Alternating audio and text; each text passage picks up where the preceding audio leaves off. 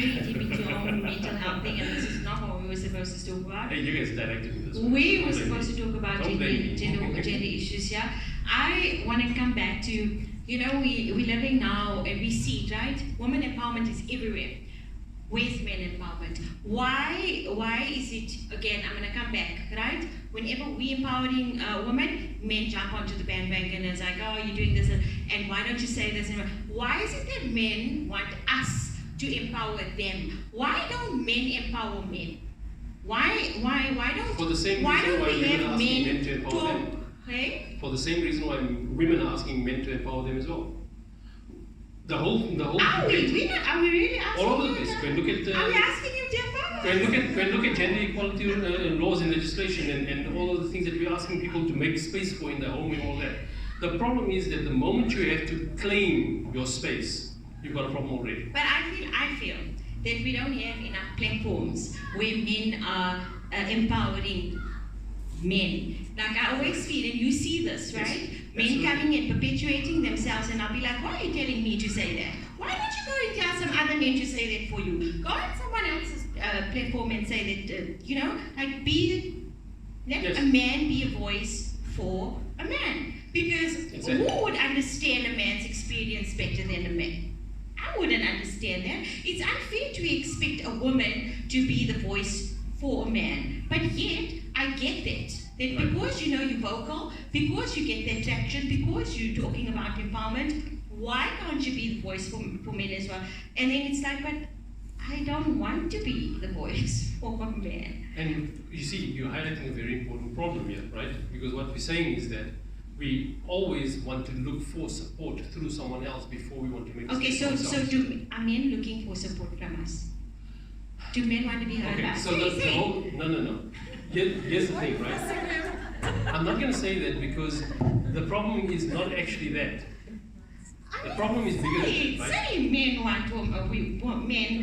we feel unheard by women. Say it like that. No, because I'm a man and I don't feel unheard. There's men there, maybe they want to add. Do you feel that way, that you're unsupported Do you by feel women don't hear you? You feel we hear you?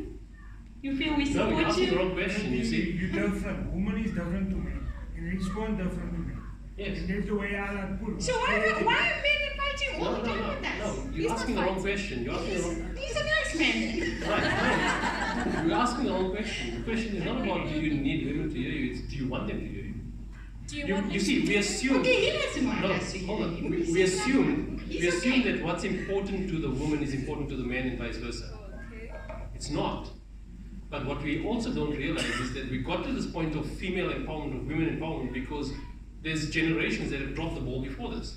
We're dealing with the symptoms. Feminism is required because men stop stepping up at some point.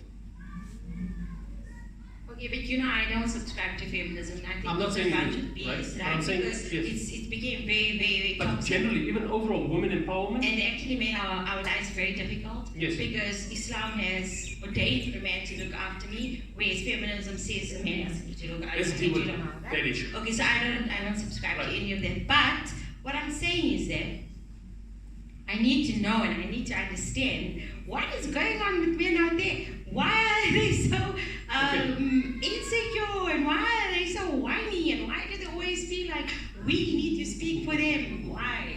Okay, for starters, the generalizations are just generalizations, right? So we're not going to respond to all the generalizations. But here's the thing: let's deal with this issue about the men and women differences and things. The problem is that we're so focused on trying to make them equals that we realize that we forget that they never were intended to be equals. All right? They can both be capable of similar things, but it doesn't mean they have to be equal in the way they do it. And I'm not saying that women can't be as good as men or something like that. I'm talking about the fact that if a woman does a specific thing and a man does a specific thing, they both can be good at it, but they both can add value in very unique ways.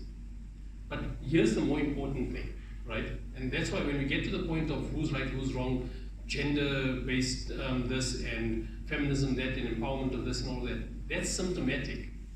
Let's get deeper than that. When we think, especially as Muslims, we know that we have been given specific roles to play as men and women, right? Now here's the thing, and this is how I rationalize it, and if you disagree with me, please, by all means, let's have the discussion.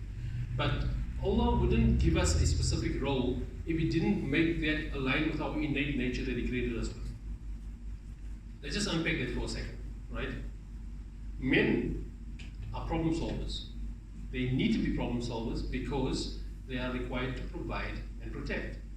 You can't provide and protect if you do not solve a problem. You can't spot danger and not know what to do about it and then still be a protector, right? Because then you're just going to be whimsical, right? So from that side, the nature of men is to be a problem solver. The nature of women is to be a nurturer, right? Yes, the nature of men is to be a power, right? Right, right. Provider. Now, see how the balance is struck, right? So, the one beautiful description about how men and women are supposed to be to each other in a relationship is the one where the Quran describes it as you must be a garment unto each other, right? And that garment analogy is really so amazing and so powerful because it talks about comfort, it talks about adornment, about beautification, it talks about all of these things, how you complement each other. It doesn't talk about you must be a suit to him and he must be a abaya to you. You must be a garment to each other. You have your own uniqueness about you that must come together in a beautiful way that has harmony. But because we've lost the harmony, we're now trying to compete with who must be more dominant. So, if men are by their very nature, and this is the one thing that this was like an aha moment for me of note. If men are the ones that are problem solvers, who knows of that hadith that tells a man, it's specifically directed at men. Majority of the advice is like directed at Muslims and mu'mins, right? But there's one, this specific hadith is directed at men specifically that says that if you find something that you don't like in your wife, look for something good. Focus on the good. Why? As a problem solver, you're not looking for what's working, you're looking for what's not working. Your nature is to identify what is wrong so that you can protect or provide and mitigate so that you don't lose your opportunity to be able to be the protector and the guardian for your family. So your nature is driven towards looking for a problem. That's why the Prophet ﷺ advises us, if you see a problem, look for what is good. And there's another reason why there is such a beautiful hadith. Is because as long as you focus on a negative, it will become a bigger negative. It never becomes a positive.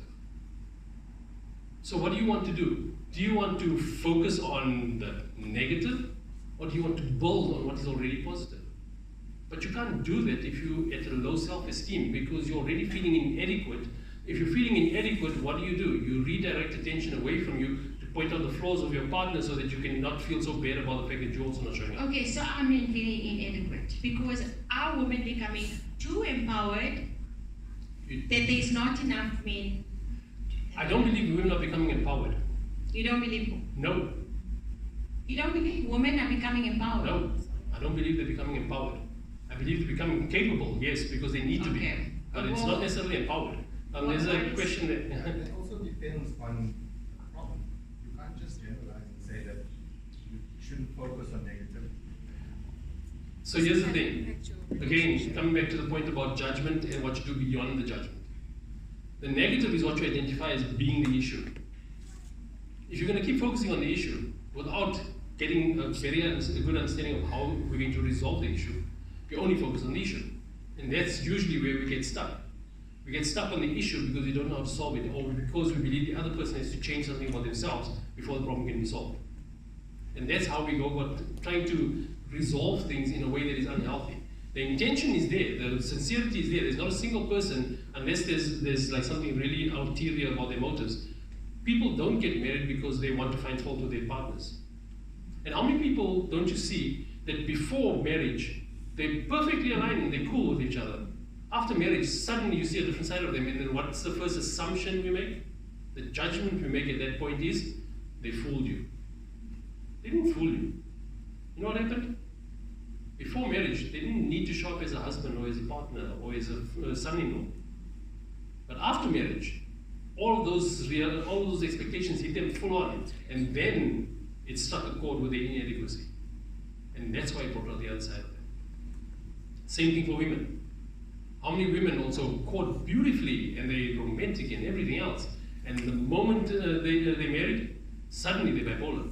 Are you saying we should not have expectations? No, you cannot live without expectations.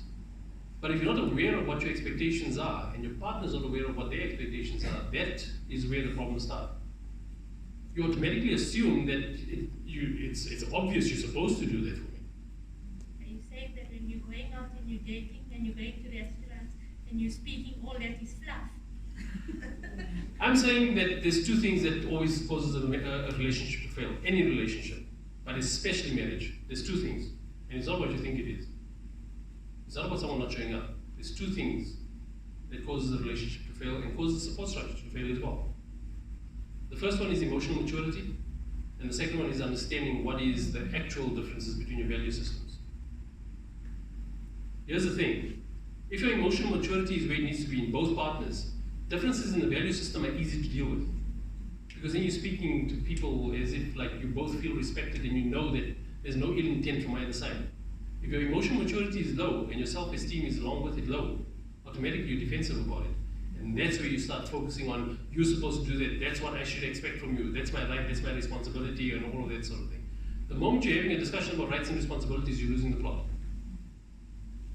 You should be focused on understanding why it is that despite both people knowing what would be the ideal outcome, why is it that either one or both of them are struggling to actually achieve it? We're having the wrong discussions about the wrong problems. We're so focused on symptoms and about rights and responsibilities and roles that we've lost sight of the human that we're actually with. When was the last time we looked at each other as humans? And I'm not talking of philosophical fluff. I'm talking of genuinely seeing someone else as a human. Not seeing your partner as, okay, that's my wife, so I should expect something from her. Or that's my husband and he's supposed to provide for me. And that's the first thing that everyone always goes to whenever there's a problem. You're supposed to provide for me, and because you're not providing for me, that's why I have to become independent on my own. Or I don't have fulfillment in my role as a housewife, so I need to have a career, and now you're feeling threatened about it. You're talking to humans. You're not having a transaction. But everything is so transactional that we lose sight of the fact that we're dealing with humans. Become defensive, you see. The defensiveness, yes, the defensiveness. The moment you become defensive, you're insecure. One of the things that I've noticed in our communities, in our Muslim communities specifically, it's a beautiful thing, but I'm wondering how we can curb now the problems that arise, is that during the talking phase, it's very short-lived, and then we rush to get married, right? Yes. Because you want to keep everything halal. Yes. And then once you are in it, that's when all these things emerge. The human, not the I'm marrying you, because for spousal matters, sorry, English sometimes goes offline. But you are marrying a human being, right? But you haven't given yourself enough time to learn the human in that person that you are intending to marry. You can't give what you don't have. Yeah, but now how are we going to solve this problem in our communities? We're not giving each other enough time to learn the person. It's just literally 2 meetings, nikah, and then it falls apart sometimes as quickly as it formed. Right. So how are we going to solve that? I'm not saying that dating is what we should be doing in the Muslim community. We have our own structures that are helpful and prevent certain things from happening, alhamdulillah. And we can see the amount of dating and the amount of divorces. The dating is not solving the problem. It's not solving it, but how are we I grew up in a Christian household, and when I was growing up watching, before people got married, the apostle would sit the couple down for, I don't know, depending on how long he felt they needed to be in that boot camp learning process before he said, okay, you know what? I think you two now are ready. Do we have such structures? And why don't we?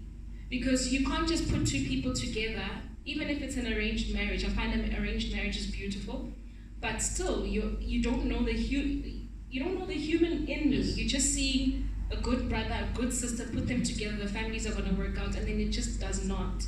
So how are we going to curb this? Now we are in a society, we are the adults now, we are rearing children towards a particular direction.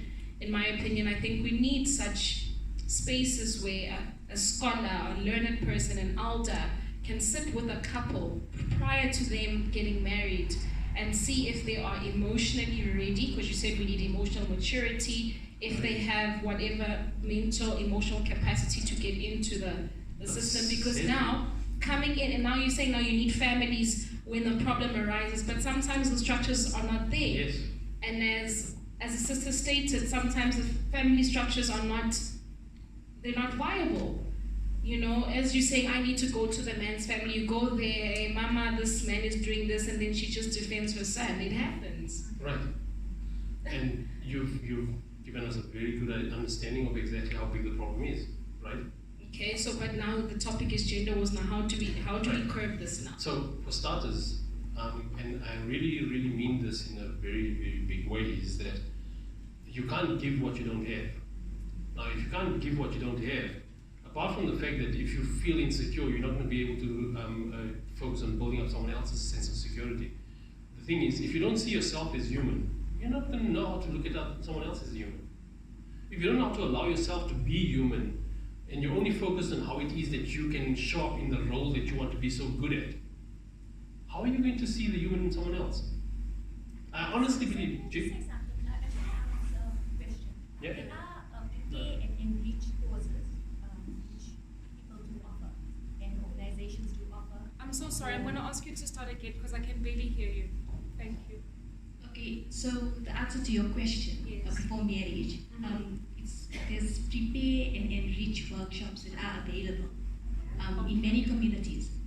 So in actual fact, like in our community in Indonesia, we actually make it a requirement that before a couple gets married, or there's an arrangement that these two are now suitable for each other and they want to marry. We encourage them to go for this course, which is called Prepare and Enrich. There's also workshops that are conducted every 6 months as well, where you get a panel of professionals and Islamic scholars that go through every aspect of marriage. That's beautiful. Yeah. I didn't know So such everything, structures existed. simple things like hygiene as well, they touch on that. So this, it runs over a day and sometimes even over 2 days. I honestly did not know that such structures existed. I've never been exposed to it since I became a Muslim. You'll find that it only happens when there's a problem now that you get scholars and whoever else to come and sit down with the couple. But the fact that there's a structure like that exists, a premarital session, it's very important. Because you speak about hygiene now. I can't overlook that. Yes. As a person, you're asking me to look at your positive. If you have bad hygiene, So there's actually like I'm just using that as an example. 10-week workshop as well. Okay. That they And can, is it paid for? Like, can people know? How? if it's, Who do you contact for it's, such it's things? subsidized if you can afford it, and if you can manage to, then you can pay for it. Because I think that's where we need to get headed now as a society, because we can't keep getting married to just the human who has no mental capacity or emotional capacity to run a marriage, because it is an institution that needs respect, it needs structure, it needs purpose. And not there's just also jumping into it. questionnaire that you have to fill in. So it touches on Okay. mental health, touches on a simple thing like sleeping pills. Yes. Like when you have a problem, what do you do? Yes. You know? Mhm. So a lot of people, they take comfort in sleeping pills.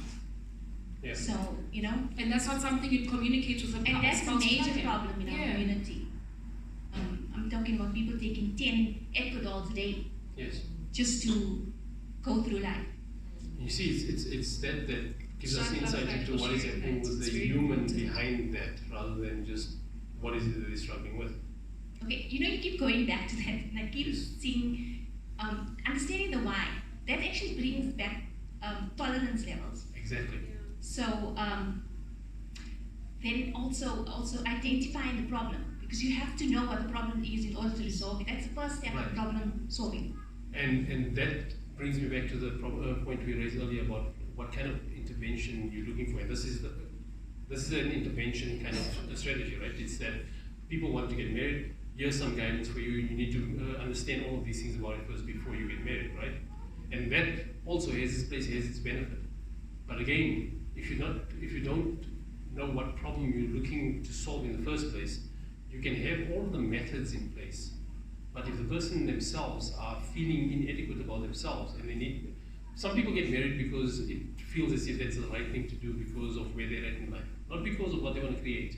Some people get married because their families are pushing them because, like, you're so old, you're already 24, 25, whatever the case is, when are you going to get married, when are you going to have children?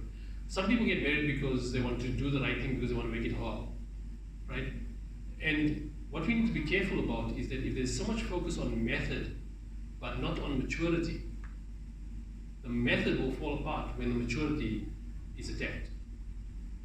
And I'm curious to know, it sounds like it's a really good initiative, right? I'm not slamming the initiative at all. But I'm just curious to know, what is the success rate of that kind of initiative? How has that resulted in a better quality marriage as a result of people that have gone through that process? Because the one thing I always remind myself of, and anyone I speak to, is that if you have a good intention but you have a bad method, you'll have a bad outcome. And most often, 99, in fact 100% of the time, our intentions are well placed, but we don't realize how it is that our method is actually counterproductive to what we're trying to achieve. And when I come back to the point again about you can't give what you don't have, apart from just seeing yourself as human and being able to connect with another human, I honestly believe it goes as far as even not, we've forgotten how to love each other. And I'm not being romantic about this or philosophical about it. When I talk about we don't know how to love each other, it's that we don't see, you can't love someone if you don't even see the human in them. Otherwise, you end up only loving what it is that they do for you, what it is that they mean to you. Not who they are, what they mean to you, what they can do for you, what you can get from them, what it symbolizes for your standing with your family and the community. And that's what we love about people more than anything else. We lost sight of who's behind all of that. But then the human experience is subjective. What has been looking like a human experience to me might come across as a demand to another, which is why such boot camps, classes, whatever are necessary. Yes. Because when you get into it, like you just said now, sometimes you might not even know that you have a particular problem. But with a questionnaire such as, do you drink sleeping pills? Now I have a problem. My potential partner knows that, there's an issue now. Yes. But I might have not seen that as a problem in my human experience. What's the prerequisite for that? A prerequisite for what? For answering that question. Honesty. What's going to make someone want to be honest in that questionnaire? I was just going to say that right. I was lied to, like, I don't know, maybe it's successful. So that's what I'm saying, the method right? is good, right? And the intention is good, right. The method's good. I'm glad that it's implemented. Right. I'm glad that our communities are saying, look here, we care for our youngsters, because our youngsters, that we know we care, that we want to be there for you guys, we want to direct you, so here's a thing, here's a questionnaire, let's answer it, let's guide you, whatever. But say if I'm a drug addict, you think I'm going to go answer the I'm snorting cocaine?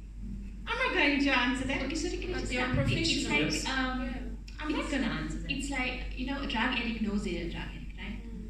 But now, it's a person that doesn't even know that they're a substance abuser because they're taking maybe a sleeping pill or maybe even just an alcohol just to numb their pain. Maybe one and think there's no harm in it. But meanwhile, even if it's once a week, it still becomes an addiction.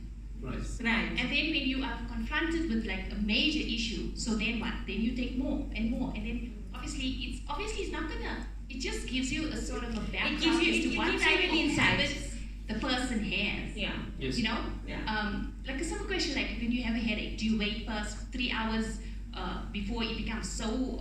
But like, I don't know, Zay, like, if you're answering that as a person, Look, I think, don't you feel like, now you talk about judgment, like, I'm scared to answer that. Because I do take, what if I'm someone that's prone to headaches, and I do take 5 Panadas a day because I'm prone to headaches, it may not, is it going to look like I'm addicted to Is some person something? ready for marriage if they're not able to answer questions that might aid them in being, I don't want to put down this that is all actually dealing with the very same assumption that is underpinning all of these scenarios that you guys are discussing. And that is that we make the assumption that each person is consciously vested in improving themselves. That is based on the assumption that each person has a healthy self-esteem, that they want to be better than who they are now. Majority of us are so in defense of who we are that we don't want to appear inadequate, that we are looking to defend ourselves rather than grow ourselves. And that's why you can't give what you don't have. And you'll never know that about a person until you wake up with that. Right? So yes, I believe that that is a step in the right direction, the program. But we need to understand that there's certain things, if you don't know what to look for, you're not going to get it in answering a questionnaire or through a workshop or through even any professional intervention. You're not going to get it. Because if you don't know what to look for, if you're not asking the right questions or you're not focusing on the right issues, automatically what's going to happen is that you're going to see each person putting their best foot forward. No one puts their worst foot forward. And that's where the risk comes in. Now you won't know what to look for if you don't know yourself. You can't give what you don't have. I know it sounds like it's a catch-all and it's an excuse for getting things wrong and things like that, but it's not. Literally, if you don't understand the problem well enough, you won't know what questions to ask. That's why you need to be sure you're solving the right problem. And that's why self-esteem and self-worth is so critical, because you won't identify a low self-worth in someone else if your one is equally low, because you're going to resonate and you're going to think, I found my tribe, I found my person, I found my soulmate, because we're both so equally messed up. No.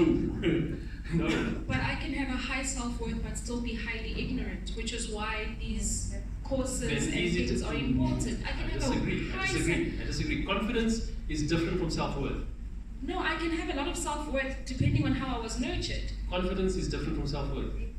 But you're not hearing me. I can be an ignorant person to the issues of what other people might be facing, but I might still have a high sense of self-worth. Right. But I'm not, it's not that I'm ignoring them. Fair I'm enough. just ignorant. I don't know that that's an issue, but I still have a sense of self-worth. And so I that's think if you're looking at if you're looking at a marriage and you have a Venn diagram, I'm just going to put a Venn diagram in the A. Yeah. Here's my self-worth, here's my emotional maturity, and here's my sense of, I don't know, accountability. So you have all these, there's many ways that you can put a Venn diagram together. Yes. So, but I have a problem with it can only be actualized through self-worth. It can only be actualized. There's so many elements that have to come together in order for a relationship to be healthy. Yes. So now you're saying, if I don't know myself, if I don't have a sense of self, then I'm not going to be able to, give off those same gifts to another person. I can have a high sense of self-worth and understanding of myself, but still be completely ignorant to the person that's coming into my life. I've dealt with many people who go into a relationship where their self-worth is really solid, yes, but it gets destroyed over the years.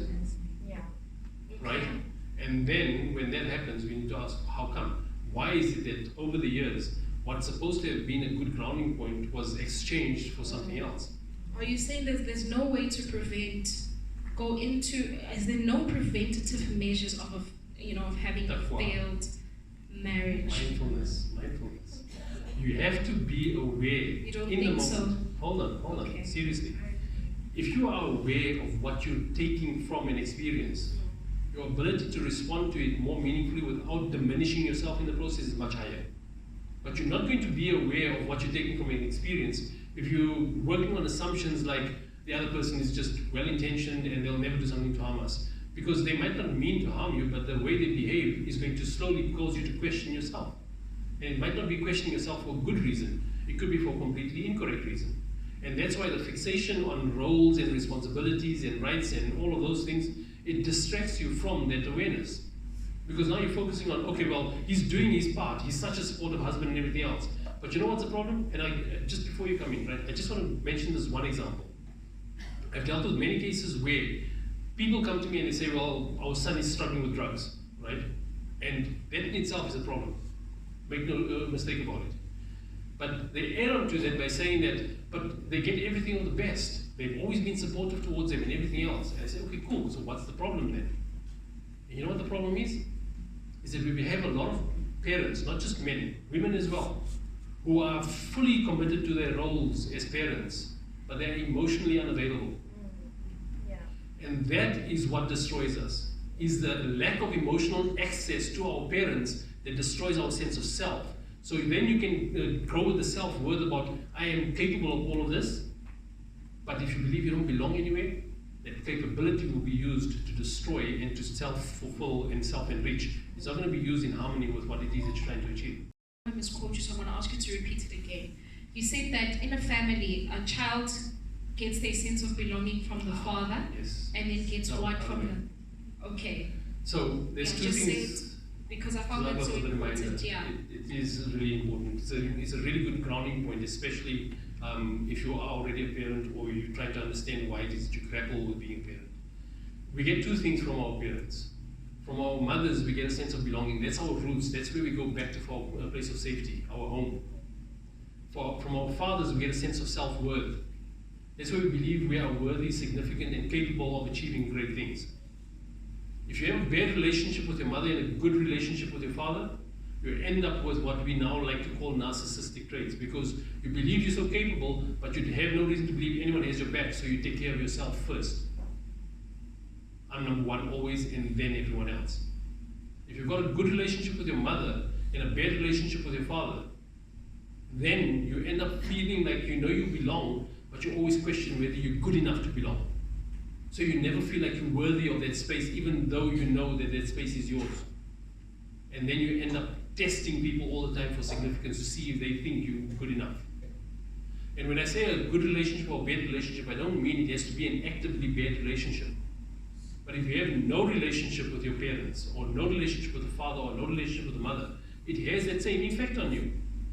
Because you need those two sources as a balance to be able to form a fully wholesome sense of self.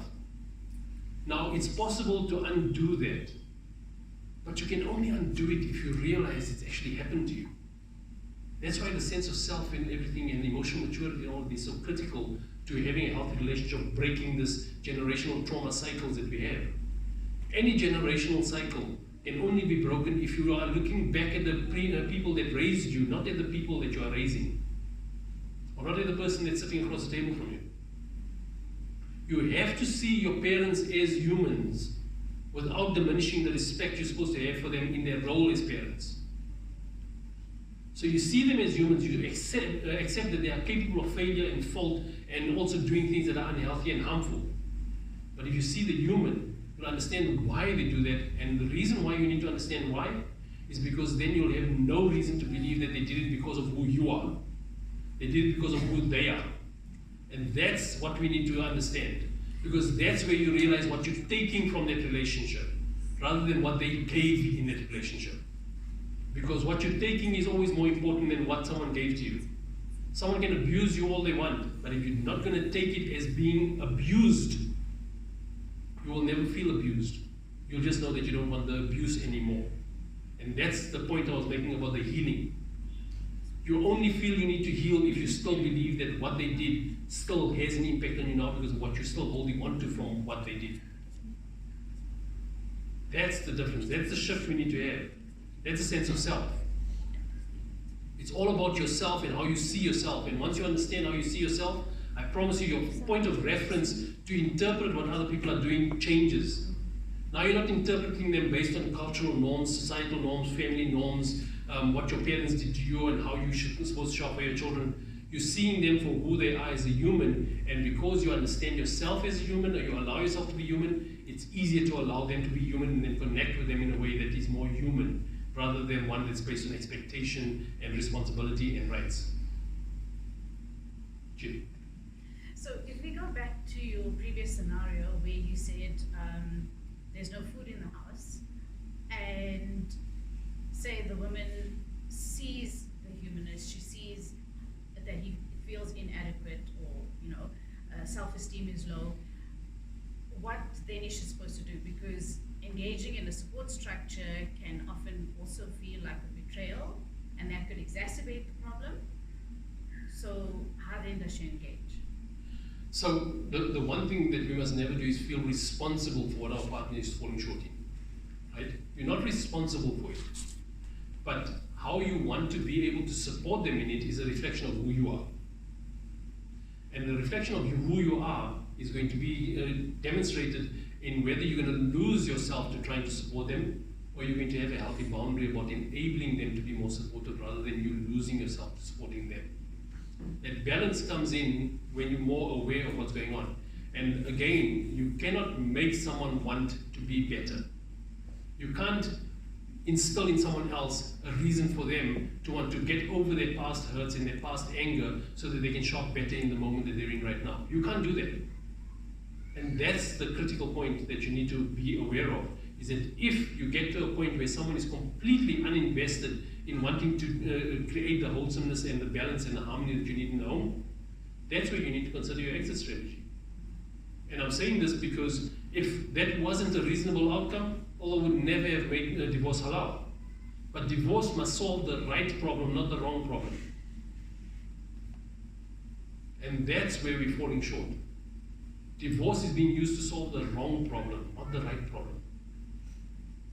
And that creates more problems after that, and that's why we have so many angry children these days. It's not because of social media. No, don't fool yourselves. Don't abdicate responsibility for our responsibilities as parents by saying social media makes it difficult or because of these influences and what they're watching on TV and things like that. It's not that at all. Everyone goes onto social media to take from it what their value system and their sense of self drives them towards. A person that is in a low sense of self, who is feeling inadequate, who believes that they are insignificant, who feels as if that everything they've done in their life amounts to nothing, they'll go on social media looking for stupidity and looking for porn. And then we say they're porn addicts and all of that. It's not that. Their self-worth is so low that as a human they're struggling. You don't get focused on the porn addiction, you focus on why it is they feel bad about themselves. Our focus is completely wrong. Our point of departure is wrong. You don't have a drug addict, you have someone who is trying to escape the reality they did not deal with. They're not addicts. No one is an addict. Everyone needs to escape something that is unpleasant. Some of us choose healthy ways to escape it and distract ourselves in ways that is more culturally or socially acceptable and less harmful to others. And some of us are raging and we lose ourselves to that rage. That's why the hadith says, don't get angry. It repeats it 3 times. Don't get angry, don't get angry, don't get angry. It never says don't make someone angry. It doesn't say don't let someone else make you angry. It says don't get angry. You are responsible for your anger. You're responsible for how you feel about yourself. You're responsible for why it is that you feel a need to rage. It's not because of how people are treating you, it's because of how you feel about yourself and what you need them to treat you as before you're going to allow yourself to feel better. We're solving the wrong problems in the way we go about dealing with these social ills that we've got. We're symptomatic in our responses. That's why we end up with feminism and women empowerment, and then male having to come up with a counter to that to say, okay, now men must also empower themselves. Everyone's going to be so empowered, no one's going to need anyone. And then what?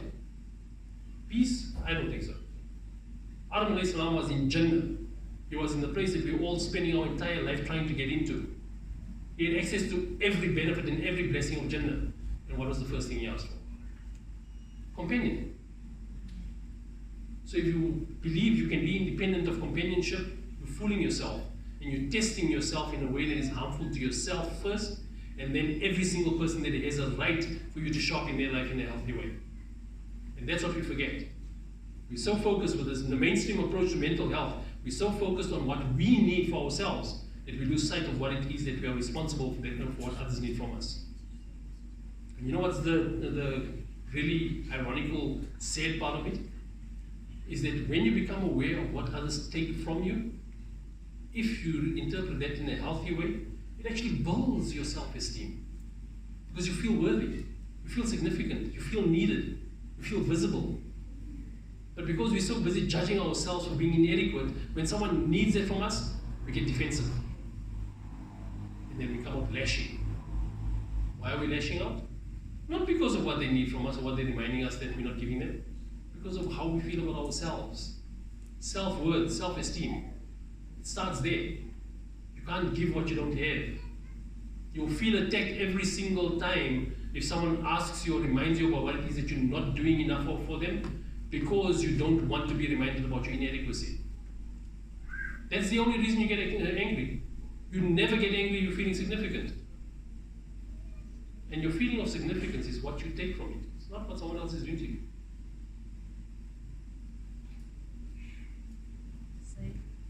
Self-esteem. Yes.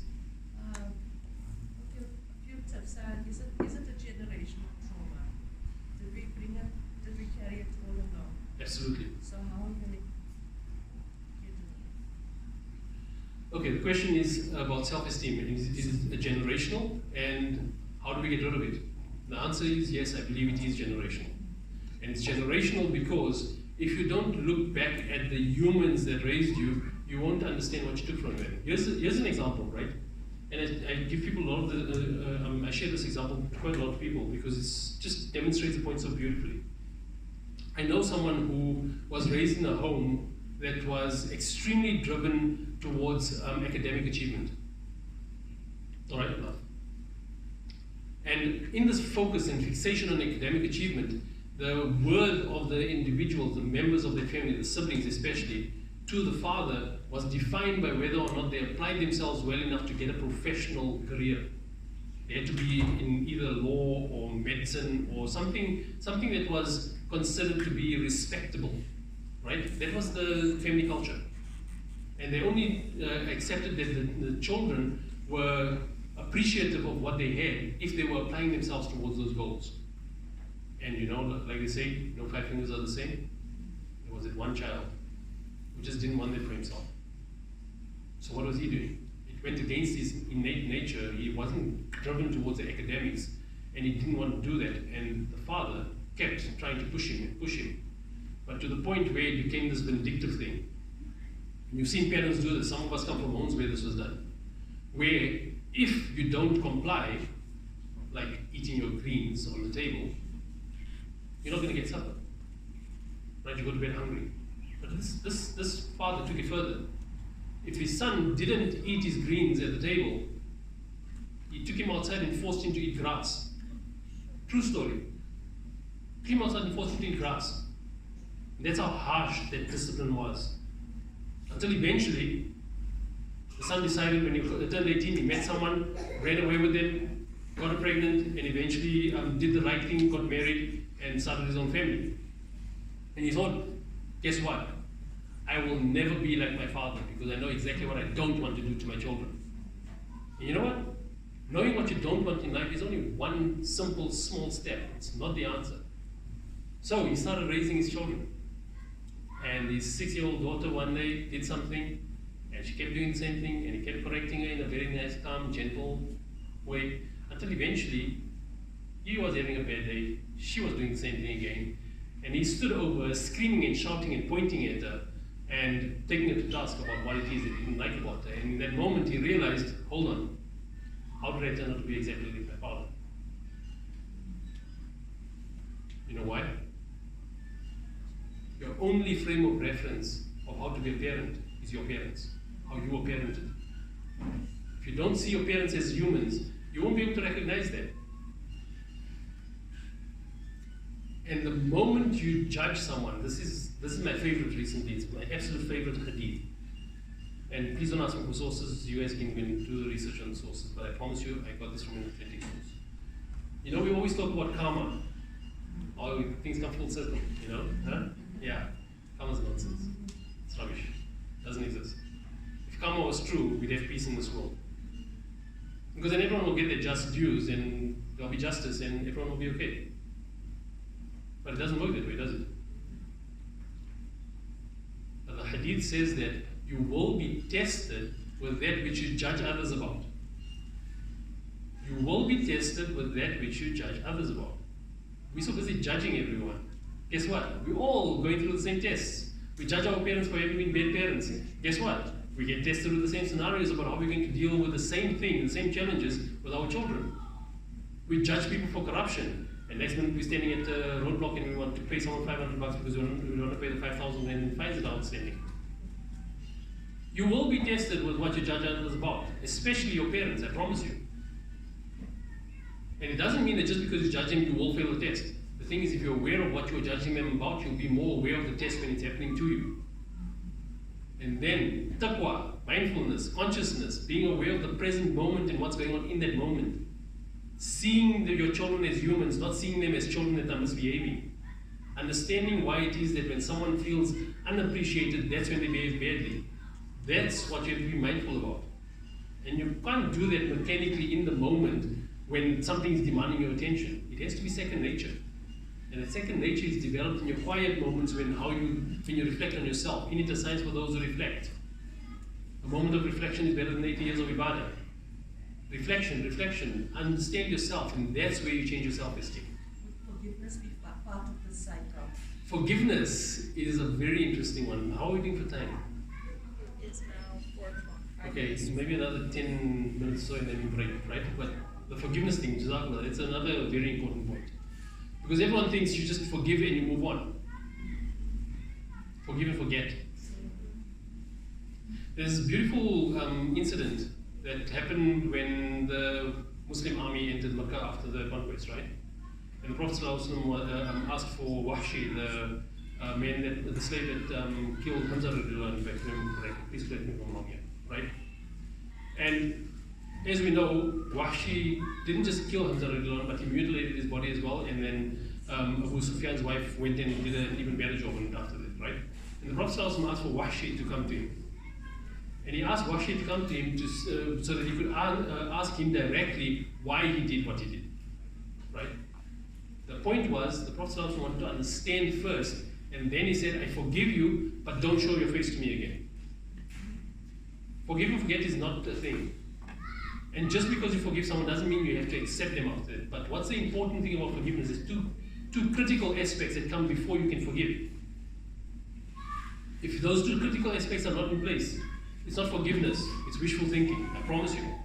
You're just waiting for another chance to happen when something similar is going to happen and it's going to trigger you, and you're going to say, I was triggered. Your trigger is your responsibility, but we'll come back to that. Forgiveness is dependent on two critical things: acceptance and understanding. But you cannot have acceptance without understanding.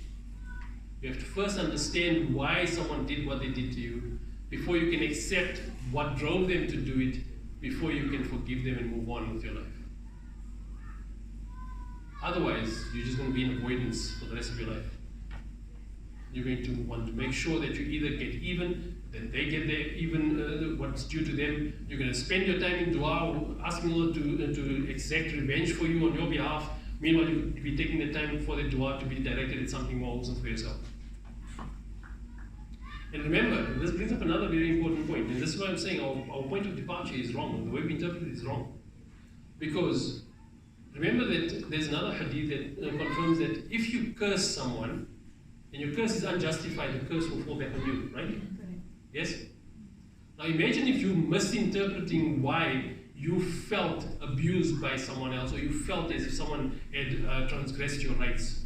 Imagine if you are wrong in what you're assuming about what they did, and you're cursing them, and you're asking Allah to take revenge for you for them. What's happening? You're attracting that curse on yourself.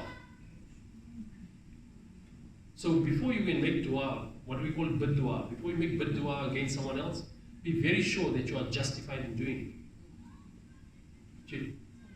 But then, if you don't forgive, will you then be knocking nails of hatred and separation?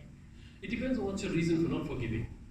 Sometimes you can accept that you'll never understand, and you make peace with the fact that you couldn't understand, right? But it has to be a conscious process. It has to be something that you're doing consciously because you value something more than the need for revenge or vengeance or getting even or justice. And also another important thing that we must remind ourselves of, and because of this judgment kind of nature that we've got going, that's pervasive in society, we automatically assume that the moment you try to understand, you're condoning. We're not condoning. You can judge. You can judge whether someone was right or wrong. You can judge whether someone did you in or didn't do you in, or whatever the case is. But if you seek to understand, that's where you change what you take from it, so you mitigate the impact it has on you. It's not about letting them off the hook. I want to respond to this whole forgiveness thing because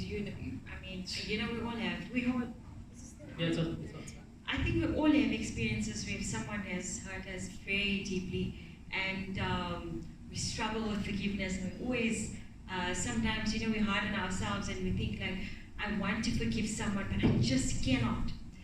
And I came across something, I don't know, it was quite recent, and it says that forgiveness is not about someone else. And this may sound so cliched, but when I implemented it, it made a lot of sense. Forgiveness is about you. Forgive because you need to let go of it. Not because, it's something that you need to forget or it's like When we're holding on to something that someone's done to us, it's like you're giving them that power to always have that impact on you. So yeah, so it's like forgive it so that they no longer have that impact. So that when you think about it, you remain indifferent. There's no pain. There's nothing. You understand? So when you forgive, it's like I'm forgiving. I choose to let it go, because when I think back about it, I don't want to feel this.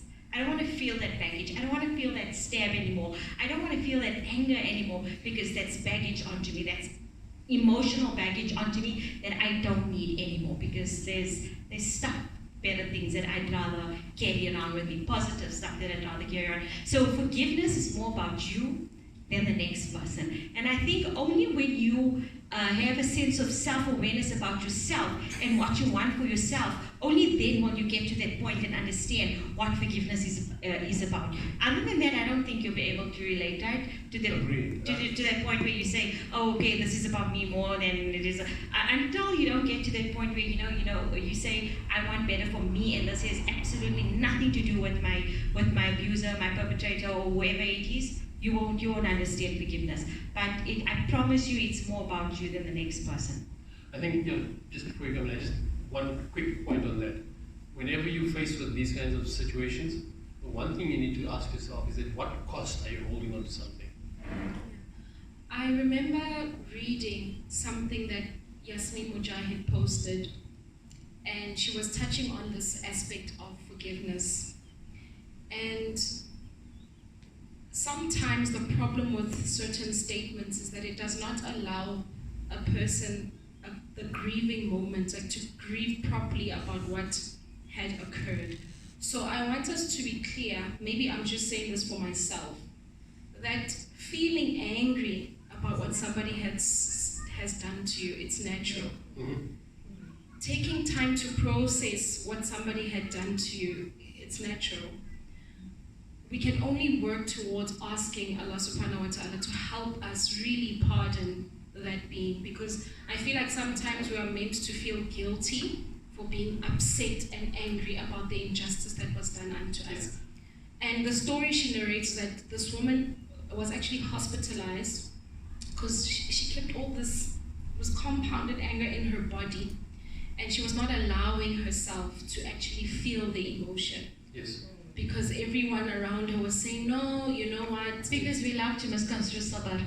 Oh yeah, make sabr. And now they were saying, just forgive, have sabr, sister, it's okay. And she was not allowed that emotion. So I think even within the statement of forgiveness, it's a process.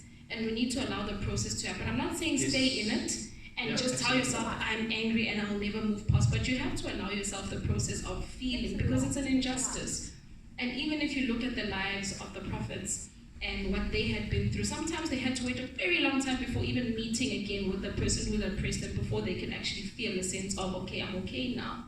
But in that moment that it happened, they were justifiably angry, and it was okay for them to respond as an angry individual. Obviously, you're responsible for how you retaliate, but that feeling of anger, I think it should be honored.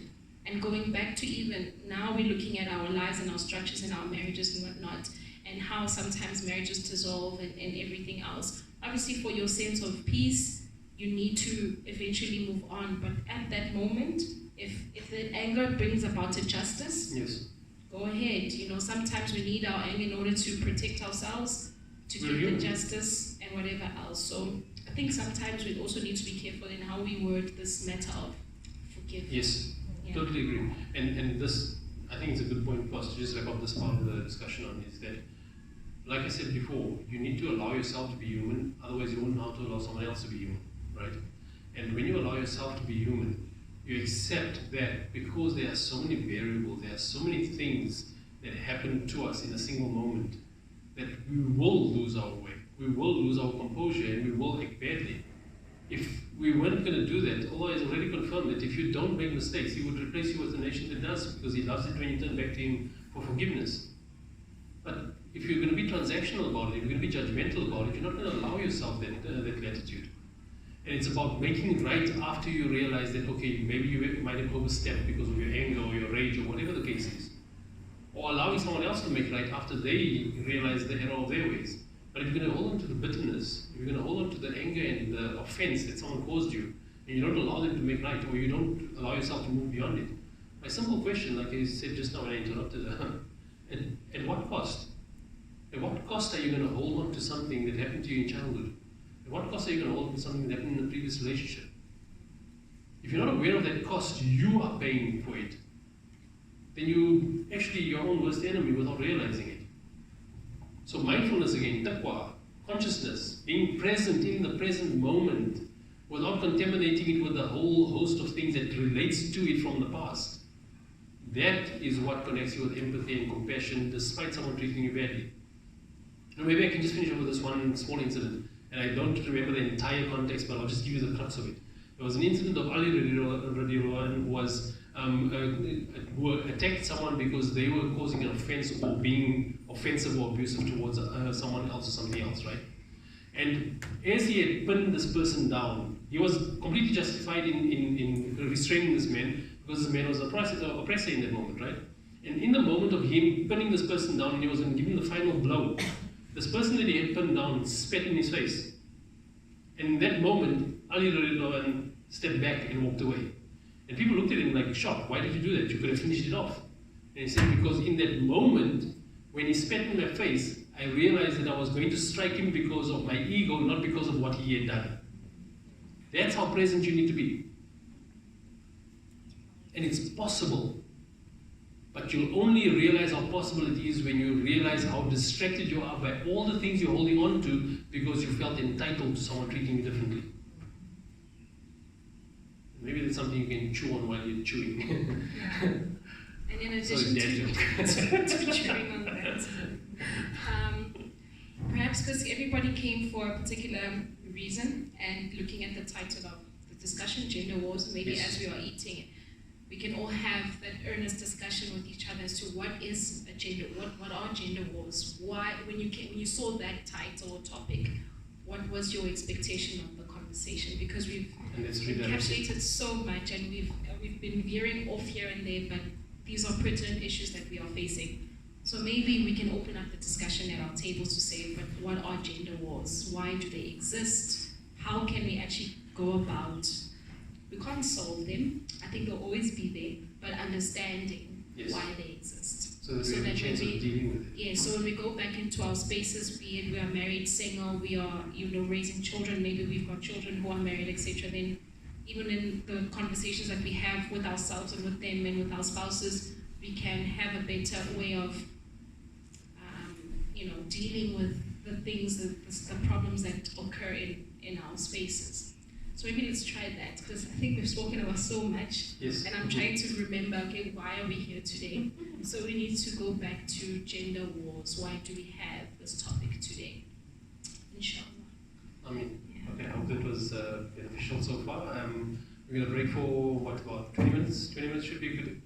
Like I said, the bathrooms are outside to the left, and we've got beverages and some light snacks and savories for you guys to enjoy. Please, bismillah.